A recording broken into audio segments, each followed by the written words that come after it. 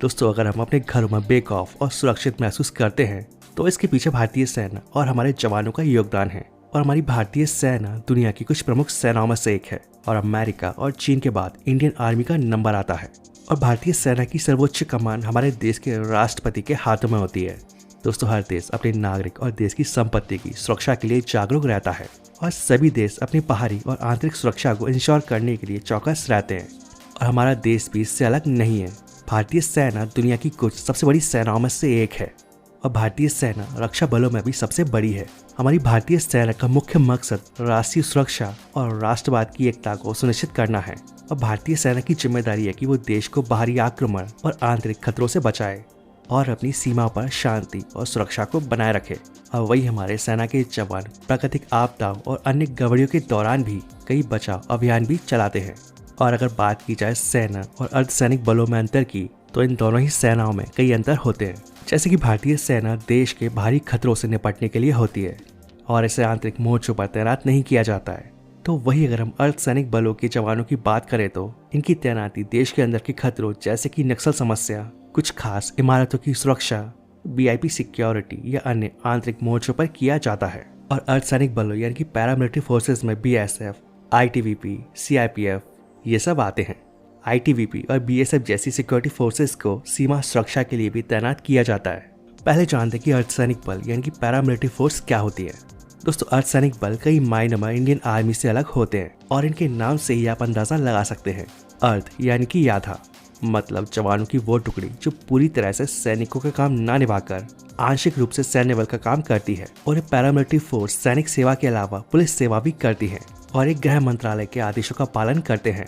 दोस्तों, paramilitary forces के जवानों को किसी भी मकसद से देश के किसी भी हिस्से में तैनात किया जा सकता है। जैसे कि देश में इलेक्शन कभी कभी ही होते हैं और 5 साल के बाद ही किसी जगह पर कोई खास चुनाव होते हैं और इलेक्शन में लड़ाई झगड़ा होने के आसार भी बने रहते हैं। तो इस तरह की किसी भी सिचुएशन से बचने के लिए अर्धसैनिक बलों का इस्तेमाल किया जाता है। और चुनाव में ड्यूटी के लिए एसएसबी यानी कि सशस्त्र सीमा बल के जवानों को तैनात किया जाता है और इनकी तैनाती गृह मंत्रालय यानी कि होम मिनिस्ट्री के आदेशों पर की जाती है और जो कि कुछ समय के लिए ही होती है। इलेक्शन खत्म होने के बाद जवानों की तैनाती हटा ली जाती है। तो इस तरह से सरकार समय समय पर इन फोर्सेस का इस्तेमाल करती है।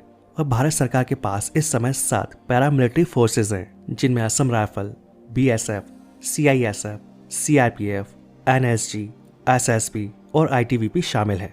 सीआरपीएफ यानी कि सेंट्रल रिजर्व पुलिस फोर्स को आतंकवाद और नक्सल प्रभावित इलाकों में लगाया जाता है। बीएसएफ यानी कि बॉर्डर सिक्योरिटी फोर्स को बांग्लादेश और पाकिस्तान से सटी सीमा पर ड्यूटी पर लगाया जाता है। बीएसएफ शांति के समय तैनात रहती है और युद्ध के समय बीएसएफ की जगह सेना मोर्चा संभालती है। आईटीबीपी यानी कि भारत तिब्बत सीमा पुलिस, भारत तिब्बत सीमा पर आईटीबीपी के जवानों को लगाया जाता है। असम राइफल, इन्हें असम के उग्रवाद प्रभावित इलाकों में ड्यूटी पर लगाया जाता है। एसएसबी यानी कि सशस्त्र सीमा बल, इन्हें भारत नेपाल सीमा पर तैनात किया जाता है। सीआईएसएफ यानी कि केंद्रीय औद्योगिक सुरक्षा बल, इन पर सरकारी उपक्रमों की सुरक्षा का जिम्मा होता है। दोस्तों, सेना जिसे हम आर्मी कहते हैं, सेना में इंडियन आर्मी, इंडियन नेवी और इंडियन एयरफोर्स शामिल होती है। और आपको बता दें कि सेना युद्ध के समय ही मोर्चा संभालती है और शांति के समय ये सेनाएं बनाई गई छावनियों में रहती हैं।